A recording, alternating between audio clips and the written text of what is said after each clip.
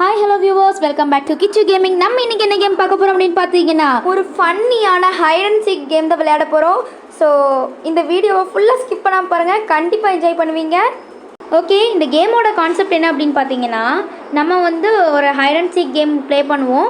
அதில் ஹைடராக இருந்தோம் அப்படின்னா நம்ம ஒரே பிளேஸில் நின்னோம் அப்படின்னா நம்ம ஹைடாகி தான் இருப்போம், இன்விசிபிளாக இருப்போம்.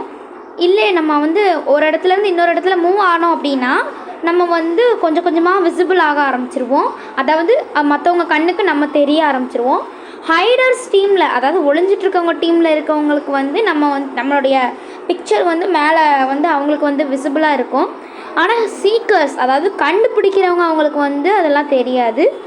ஸோ அவங்களாம் இந்த மாதிரி ஷவுட் அவுட்னு ஒரு ஆப்ஷன் இருக்குது. கீழே அந்த ரைட் சைட் கார்னரில் கீழே பார்த்தீங்க அப்படின்னா அந்த ஸ்பீக்கர் மாதிரி வச்சுருக்காங்கல்ல, அது ஃபுல்லாகிடுச்சு அப்படின்னா அந்த சர்க்கிள், ரெட் கலர் சர்க்கிள் மூலமாக எல்லோரும் எங்கெங்கே இருக்காங்க அப்படின்னு சொல்லி காட்டி கொடுத்துருவாங்க.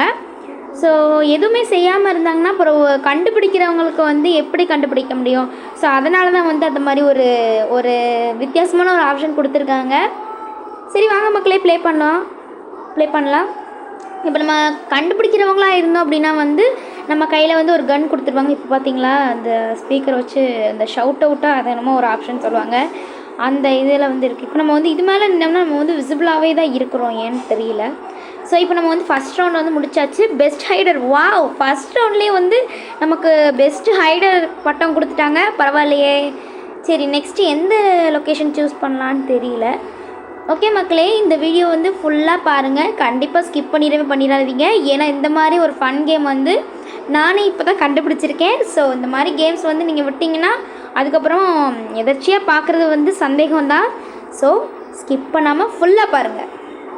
ஓகே மக்களே, நம்ம ரெண்டாவது ரவுண்டில் ஜாயின் பண்ணியாச்சு. இந்த ரவுண்டில் நிறைய பேர் ஒளிஞ்சிட்ருக்காங்க. பார்த்தீங்களா, நான் சொன்ன மாதிரியே மற்ற ஃப்ரெண்ட்ஸ், நம்மளோட ஃப்ரெண்ட்ஸ், அதாவது நம்ம குரூப்பில் இருக்கவங்களுடைய இமேஜஸ் மட்டும் அவங்க இன்விசிபிளாக இருந்தால் கூட நமக்கு தெரியும். ஆனால் கண்டுபிடிக்கிறவங்களுக்கு தெரியாது. இப்போ நம்ம கண்டுபிடிக்கிறவங்களா இருந்தோம் அப்படின்னா நம்மளை கொஞ்ச நேரம் கண்ணவே திறக்க மாட்டாங்க, கண்ணை கட்டி வச்சுருவாங்க. எல்லோரும் ஒளிஞ்சுக்கிட்டதுக்கப்புறமா தான் கண்ணை திறந்து விடுவாங்க. ஸோ இப்போ நம்ம வேறு தெரியத்தனமாக அந்த கண்டுபிடிக்கிறவங்க பின்னாடியே போயிட்டுருக்கோம். இப்போ அவனை யாரோ ஃப்ரீஸ் பண்ணிட்டாங்க போல் இருக்குது. இந்த சைடில் அந்த டைமர் ஓடுதில்ல, அந்த டைமர் ஓடுற வரைக்கும் தான் நமக்கு டைமு. நம்ம ஃப்ரீஸ் பண்ணாமா அவன் ஃப்ரீஸ் பண்ணானா தெரியல, தெரியாமல் தான் சைட்டமாக இருக்கும். ஓகே மக்களே, அடுத்து இப்போ நம்ம எங்கே போய் ஹைட் ஆகலாம்? எனக்கும் டவுட்டாகவே இருக்குது. ஐயோ, கதையை முடிச்சிருவாங்க போல இருக்குது. ஓடு ஓடு, தெரிச்சு ஓடு, கண்ணை வச்சு 4 போட்டு பொழந்துருவான் போல இருக்குது. சரி, அடா பாவி, ஜஸ்ட் மிஸ்ஸில் என்னை போட்டு தள்ளியிருப்பான் மக்களே. நல்ல வேலை, எப்படியோ நம்ம தப்பிச்சாச்சு. அட, இன்னொருத்தன் வந்துட்டானே.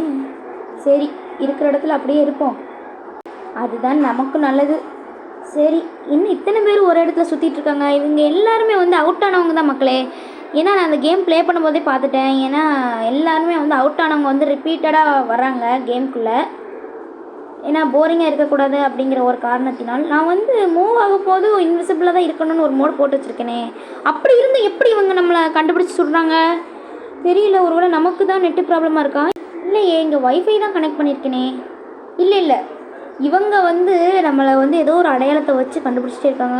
ஐயோ, போட்டத்தில் தானே. சரி ஓடு, எப்படியாச்சும் தப்பிச்சு தான் ஆகணும். எப்படியாவது குடுக்குடுன்னு ஓடி இந்த சந்துக்குள்ளே போய் நின்றுக்கிட வேண்டியதான். ஐயா, தெரியாதனமாக உட்காந்துட்டு குதிச்சிட்டேனே, வாய் வேற வளருது. சரி, எப்படியாச்சும் இவங்கிட்ட தப்பிச்சா போதும்.